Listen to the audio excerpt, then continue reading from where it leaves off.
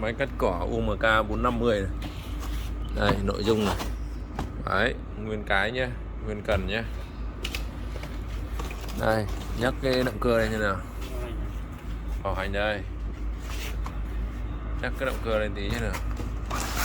UMK 450. Đây, 450 này. Máy 50 này. Sản phẩm đang bán cho anh Luận Chị Hằng 0984 722929 0983 53 1168. Nhập nguyên chiếc từ Thái Lan. Một cái, một cần, một hộp.